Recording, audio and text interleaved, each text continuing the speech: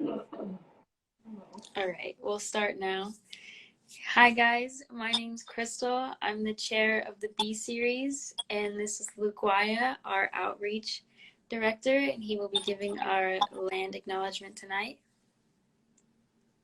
Acknowledgement Lukwaya ku Shapjumki Mitchell ku Nishakun Kaj Warm Springs Pa ku Washa School Quinitao School Ukinpa ku Ishi wa Taipu ni me Ticham. I just said hello, my name is Mitchell, and I'm a student at UVO, and that the land that we're on is Kaipuya land, because that's what the event was. We were going to be in the University of Oregon, but for me, I'm at home on the Warm Springs Indian Reservation, so I just challenge everyone that's watching to think about what land you're on, because when everyone's on stolen land, so think about, just research what tribe, or people used to exist where you live, because someone used to exist there, and so everyone's a visitor in this land, and so if you're not Indigenous, so just remember that. I think challenge people to think about that, like think about where your parents live or your grandparents or wherever you're at. But yeah, thank you guys for joining, and I hope you enjoy the presentation.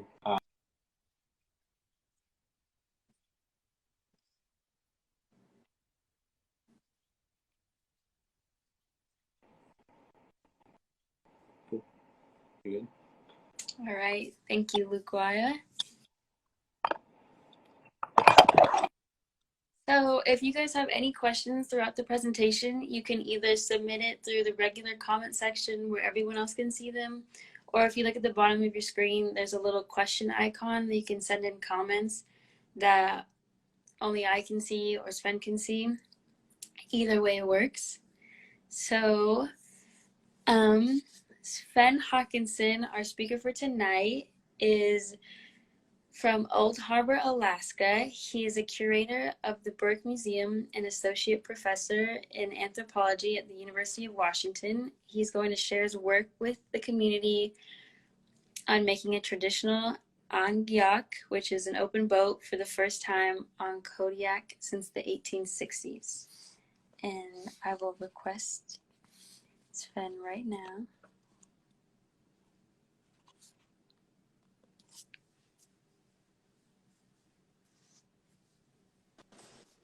Hi, Sven. Hey. All right, the floor is yours.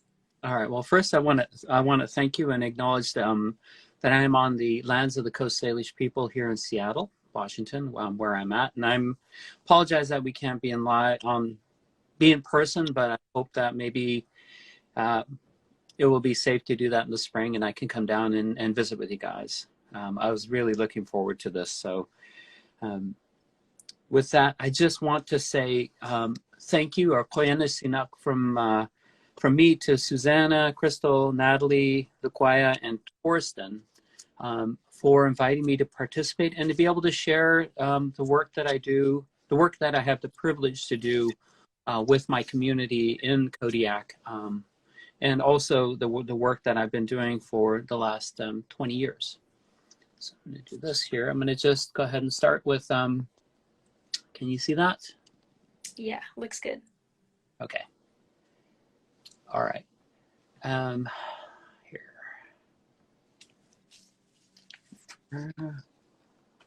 Get it right. I start with talking about, being global but thinking local, and knowing who you are. And what's really important is usually to do my presentations, I start with asking how we see each other. And I'm using history. What is history if nothing but the past living in the present is lessons about our humanity? And how have we used history to control the ongoing narrative of who, what, where, and how we lived? What happens when we ask questions that make us uncomfortable, that challenges us, our knowledge, our presence, our ways of being and understanding of who we are? And what do we do with this knowledge once we learn about it? And us starting off with the land acknowledgement really asks some really difficult questions. What happened to the original peoples from the lands we are standing on? And these are questions I've been asking myself about our history for over 20 years, and trying to find out, how do we take this knowledge and how do we use it to change the narrative? And I look at this as something that's important. It's our history, our past, our present, our responsibility, and our future. Because what we do now impacts what happens with the next generation. To give you a little bit of a history of who I am, my name is Sven Haakanson. I am originally from the village of Old Harbor on Kodiak Island, which is right up here in this area on Kodiak Island. And I've had the privilege to travel around the world, to use my education to do something that a lot of people would never get to do. And so I feel very grateful for what I've been given, the experiences I've been given. And here.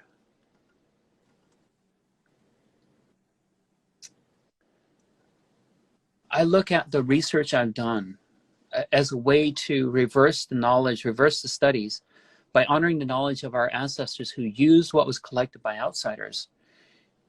And I had the privilege to do my doctoral research with Nanette reindeer herders in Siberia, in this area of the Amal Peninsula of Russia. And I got to see a very traditional lifestyle of what and who the Nanette's people are. And it opened my eyes up to theirs is a living culture. Traditional ways, living language, beliefs, and heritage are all passed on in a living context. And that experience made me realize, hey, wait a minute, how can we change how we not only see ourselves, but how can we change what we do? How can we change how we see our history and how we see our past? So here, I look at the work I now have been involved with. After finishing my dissertation in 2000, I had the privilege to be hired as the executive director of the Aleut Museum. And looking at all that history that was pretty inaccessible to us, and thinking about, okay, how has that impacted us? How can we use this to change things so we can return this knowledge to us? But we have to understand our history. On Kodiak, we have Refuge Rock, which is our Battle of Wounded Knee in 1784, where the Russians took control of Alaska. And then Alaska was sold again then in 1867.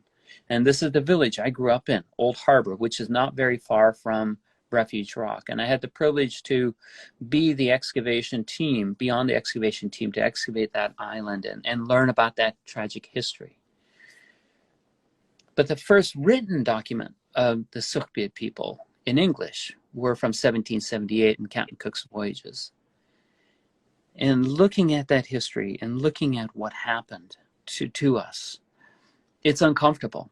And I share this. I took this picture out of Samuel's journals from Captain Cook's voyages.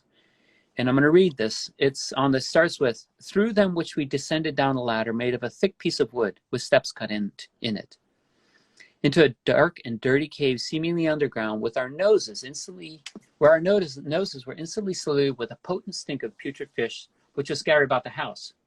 We were welcomed into these murky caves by the master of the house and his wife and other females sitting together in one part of the hut, having been used to many strange scenes since we left England. We spent no time in staring about us with vacant astonishment, but immediately made love to the handsomest woman in company, who in order to make us welcome refused us no favor she could grant, though her husband or father stood by. When I read that, I had to set the book down, because to me they were raping them and there was no consequences to their actions. By this time, the Russians had taken away the bows and arrows and the ability for the Onangan people to escape or even protect themselves. 6 years later, same thing happened on Kodiak. But before I started this journey of learning about this history, I used to look at these drawings as amazing ethnographic information, and now I look at that drawing as a crime scene. I see the beautiful things that the Unangan people made, but I also see that kind of travesty that we are still living with.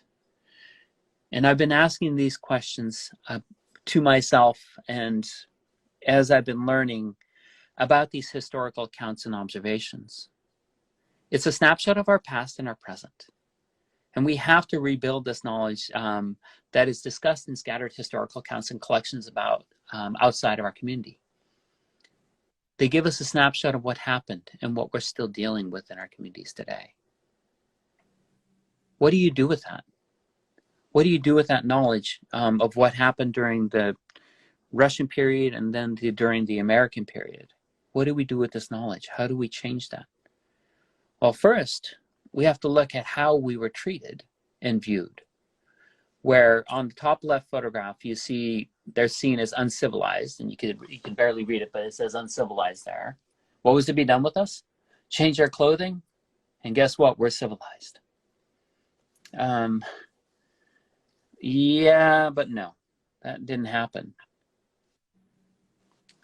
What happened with us is our histories, our stories, and our being in our region was replaced and forgotten. It was systematically and systemically erased. English-only policies during the American period. What do you think is going to happen to a people when you erase their entire way of being? You take away their humanity. You take away who they are as a people. Yet as Native peoples, we are resilient. Even under that, we adapted to what we had, to life today. We're Russian Orthodox, yes. We celebrate the 4th of July, celebrate being American, yes. We even adapted to the capitalist society, running multi-million-dollar boats. But it's understanding this history that is important to start to change the narrative within our own community. And that started with the Alutiiq Museum, founded by CANA, Kodiak Area Native Association. And that allowed us to start gathering this information, allowed us to start asking the harder questions about who we are, about how do we celebrate our past, and then how do we live now. And so when I took the position at the Alutiiq Museum, one of the first projects I was involved with was creating traveling traditions, where we designed and created small exhibits where we went out to each of the rural communities. It's the village of Sugpiaq. We flew out by small single-engine airplanes, and we shared that cultural knowledge with each of the communities within our next generation. And over a period of 13 years, I would help and be involved with communities and collaborating during their culture weeks. We did mask carving, games, fish sewing, basket weaving, bentwood bowls, kayak making, kayak model making. And that was really important because it was about knowledge, knowing, and living, and contextualizing that information so that the next generation understood it, and the next generation would be able to use it for themselves. And that's important. Another project I was working with in the summer times was the community of Sugpiaq at Cape Alatac, mapping up petroglyphs. These were never removed. But what happened to our history? What else is out there and around the world? So for a period of over 10 years, I traveled around to museums in Russia, in England, Spain, France, working on projects to bring this knowledge back home. This one here is a 1819 kayak model from the Museum of Anthropology and Ethnography in St. Petersburg, Russia. And working with Alfred Nomoff, we started interpreting our history as our living culture. We started taking this knowledge back and putting it into a living context where we were celebrating it. Along this journey, there was a project, not a project, I kept running into this open boat. No one on our island ever heard of this boat called an Anyak. It was something that had been erased from who we are, from our living memory. And I kept running across it in Captain Cook's voyages and in models and drawings. And I'm like, we didn't have open boats. And then I finally realized I stopped saying we didn't have and changed it to what happened to these open boats. The last historical account of these boats was in 1833, where they documented, I think, 15 Anyaks around Kodiak in the Prince William Sound. But after that, there's no documentation of these boats, these open boats. So looking at drawings, looking at models, I've found so far 15 models around the world, and I'm still searching. I've never found a full-size one yet. But there was one I rediscovered that was labeled as an umiak at the Burke Museum in 2007. And so when I took the job as one of the curators at the Burke Museum in Ethnology and in Culture in 2013, the first project I started was drawing out that Anyak. How do we get this information? How do we take this information back? And what can we do with it? So working with 3D rendering, with the actual model, I went and said, why don't we make models at Cape Alitac? And let's see if we can make it work. So I cut out kits. I cut out 25 kits.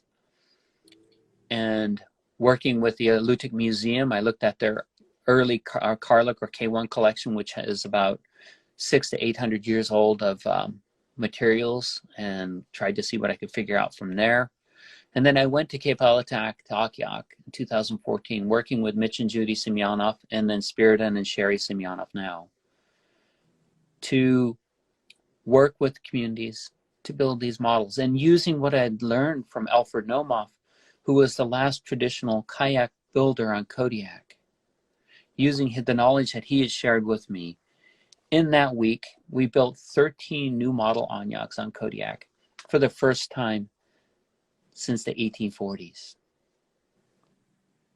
We used no glue, no nails. We used all the traditional practices that Alfred shared. And as I was learning about this Anyak, I kept coming across these references about this bulbous bow. And one of my friends was like, oh yeah, I just put one on my boat.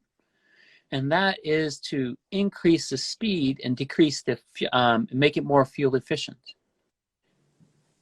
So that bulbous bow on these Anyaks is pretty amazing, because I later learned that, and this was from a naval officer, that they used a nose of a dolphin to actually model how to make their boats more efficient, and supercomputers.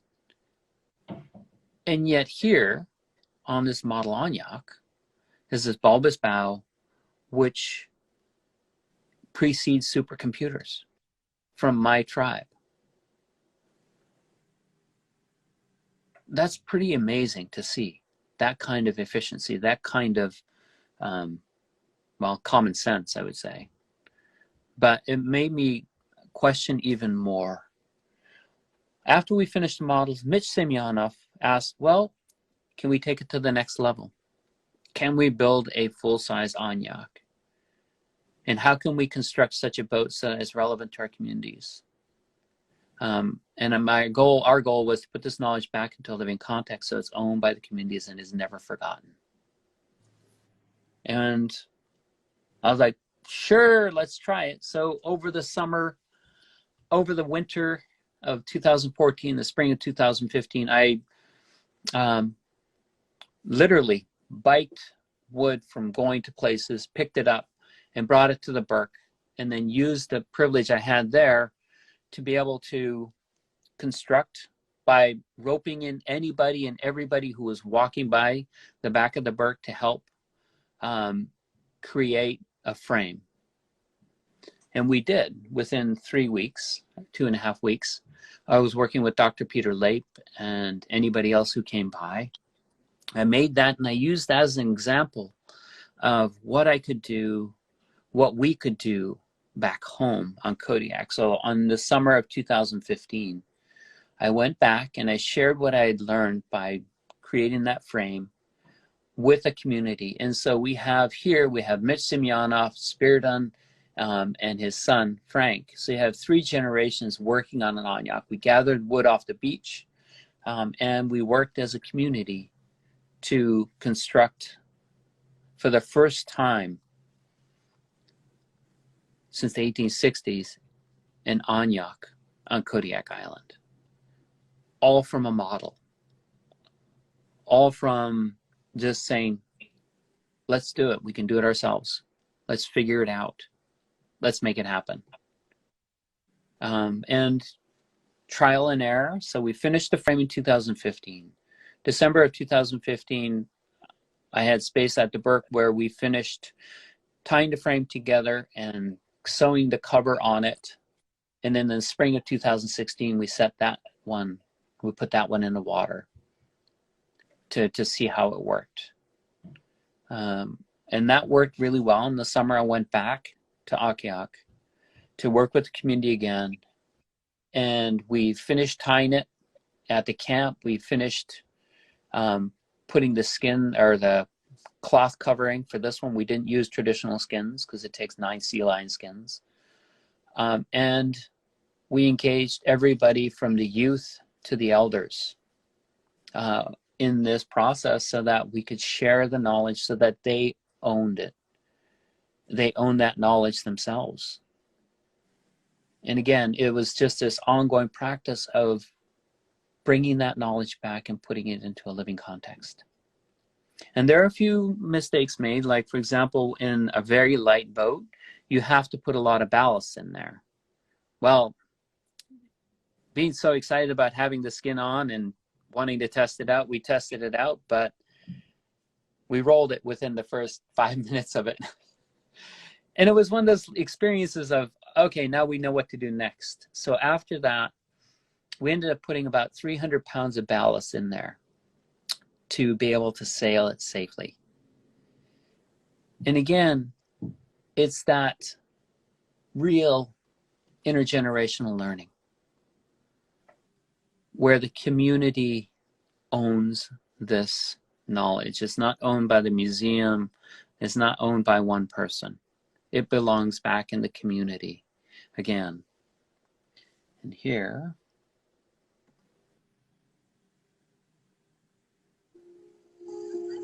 boats are all important. That's how we feed our families. Well, the Anyak has been a dream of ours for a long time.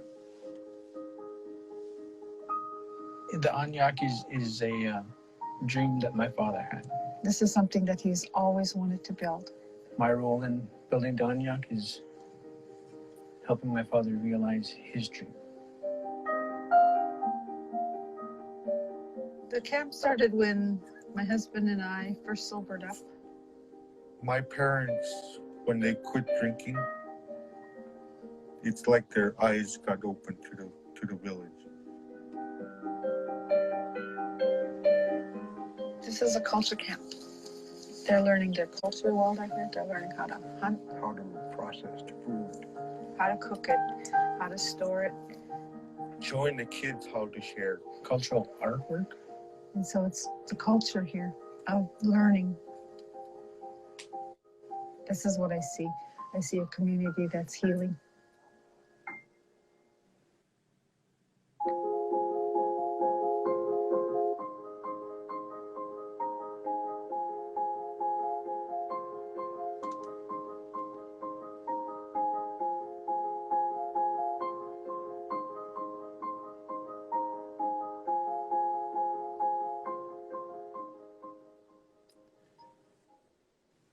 and for me, what's important about that video is if you listen to how Mitch and Judy and Spiridon were talking,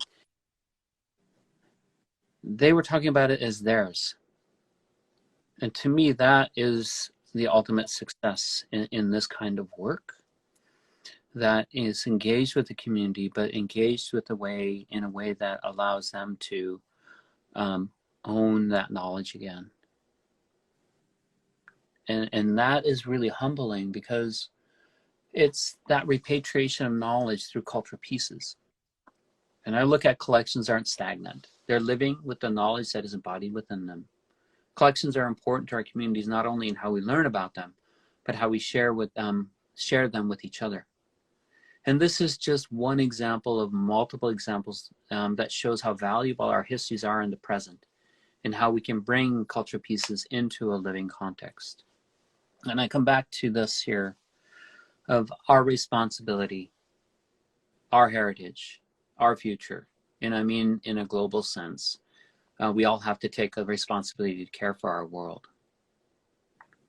So I just want to do a quick thank you to the Simyana family, the Siri Foundation, Torsten and Mark, Donald, Kukuyak Corporation, Canna, Koniag, Airlift, Burke Museum, Lutic Museum, Oregon State Museum University, University of Washington, and many, many more.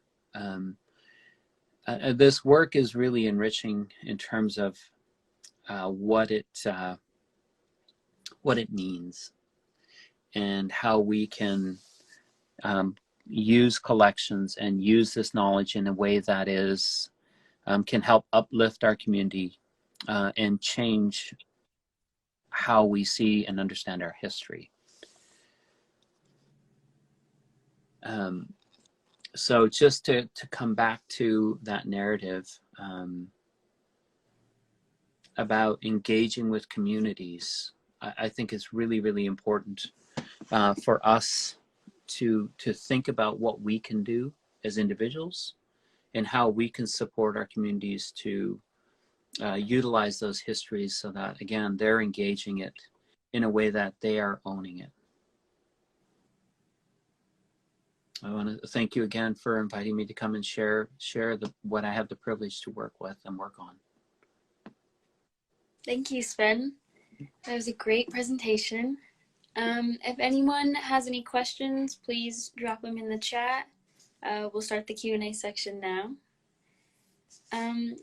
So for your first question, while working as the curator of Native American Anthropology at the Burke Museum of Nature History, you said sometimes you have to go away to really come home. Can you talk about what that means to you? Well, what it means to me is sometimes you have to step away from where you're at and experience a different life to then see what you have right in front of you. You know, sometimes it's like we just take things for granted for a long time when it's right there all the time. And when you step away from it, you realize how lucky you are and what you have. And that, in that experience of living with the Nanettes, made me realize how lucky I am and how lucky I was to have grown up where I did, but also how lucky I am to be able to bring this knowledge back and work with my community to change that history. It really opened my eyes up. And with that, can you talk about what it was like moving from your home in Old Harbor, Alaska, to your first year at Harvard University? The differences between those two, and how that opened your eyes even more? Well, it opened my eyes up to what we can do as individuals in terms of how much privilege we have. In terms of me going from Alaska to Boston, it was such a culture shock and such a different way of living. I was helping people where the society wasn't about that. And so what I did is I made friends who had that same view and found people where I was able to work with and be able to thrive in that environment and grow in a way that if I hadn't, I wouldn't have been able to survive. Okay, and we have our first question in the chat. Renee asked, are there any other Indigenous cultural projects that you'd like to do this kind of work with? Well, I mean, I've had the privilege to help support some of the canoe making here and watch what the canoe makers are doing and learn from them. We are working with Alfred Nomoff on making kayaks in Cape Alatac. Some of the things I would love to start to be able to do is go back to Russia to work with the Nanettes to not only continue my own research, but think about other ways we can I can engage with the museums and the communities there about celebrating who they are as Indigenous peoples.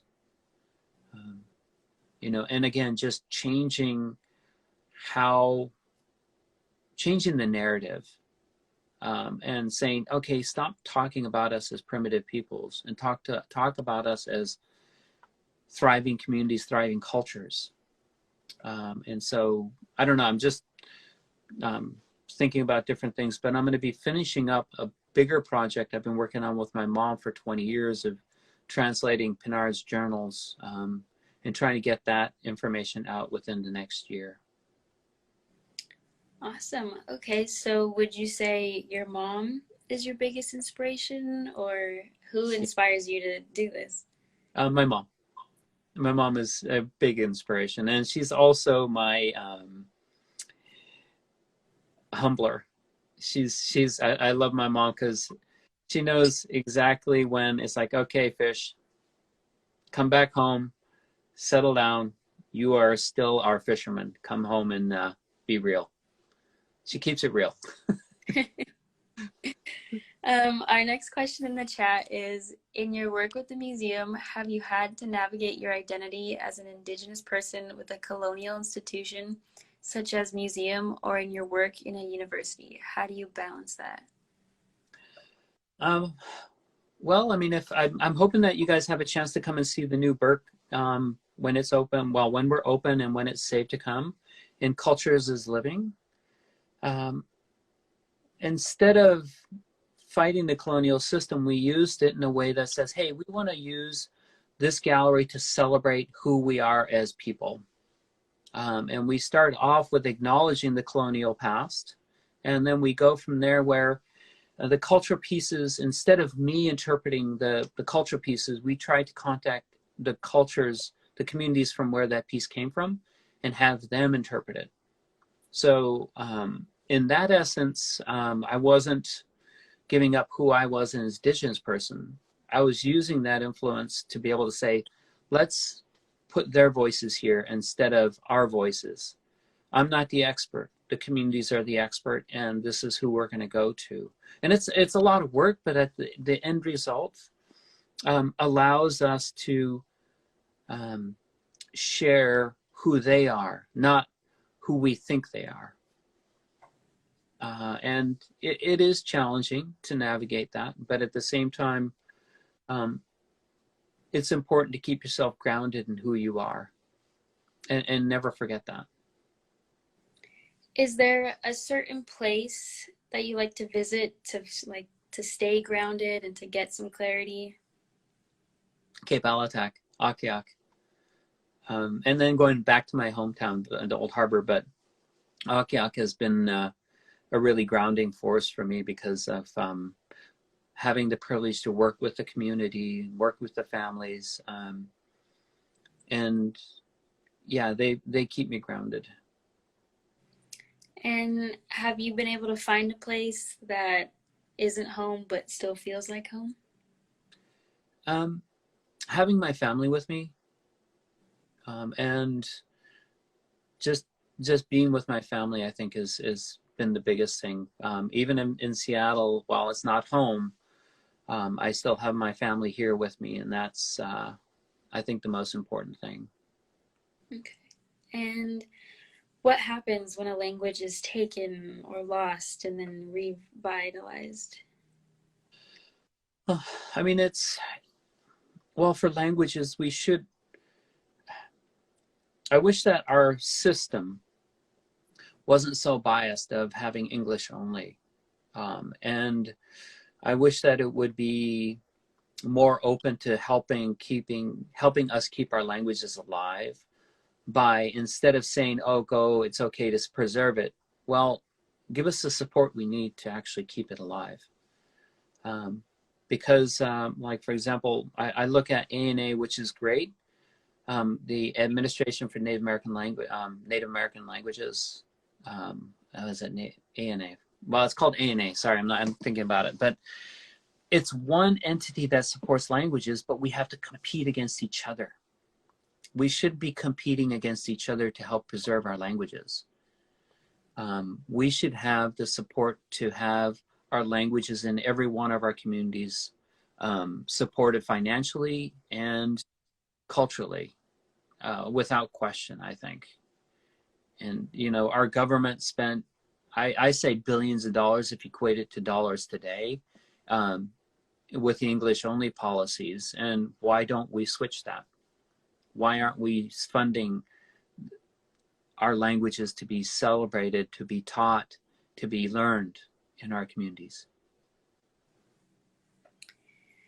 And lastly, for the questions that I have on my end, how are anthropology and archaeology similar and different?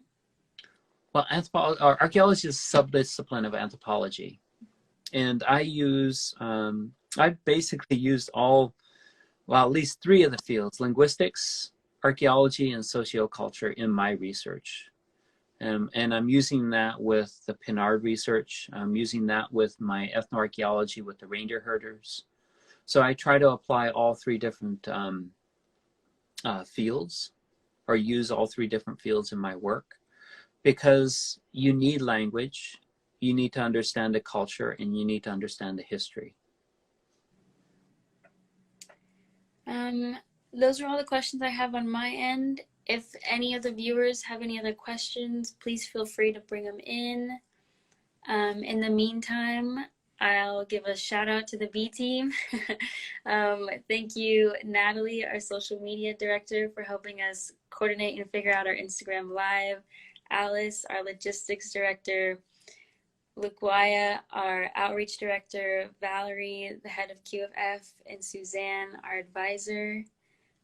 Sven, are there any other last words or comments? I guess my last words to the viewers is, don't be afraid to try something, especially when it's coming to help not preserve your culture, but celebrate and live your culture.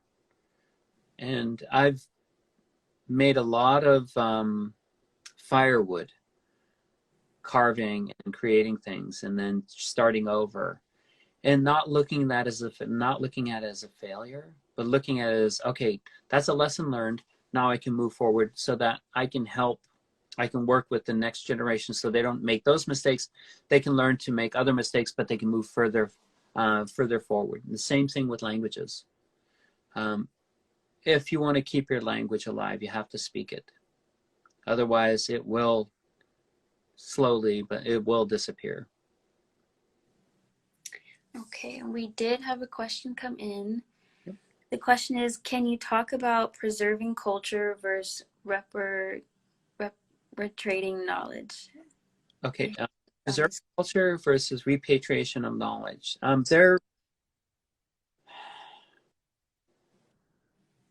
Well, I mean, for me, repatriation of knowledge is taking knowledge that was taken out by, whether it was visitors, anthropologists, or others, taken out our communities, and I want to get that knowledge back.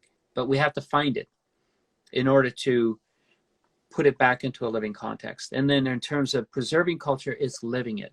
Instead of talking about it as it was something in the past, living it now and celebrating it in a living context. That, to me, would be preserving culture, by ensuring the next generation understands and knows that and lives it without thinking about it. Okay, thank you. Yep. I believe those are all the questions that I've seen in the chat come in. So once again, thank you, Sven, for joining us. Hopefully we can have you come back in person in the spring. Yeah. I please, I would be down there. Let me know when. Yes. Yeah. And thank you to those who joined us on this live. Sorry we couldn't do it in person, but please join us next term for Be Justice on January 19th with Nikita Oliver. And thank you. Kuya na sinak. Bye, guys.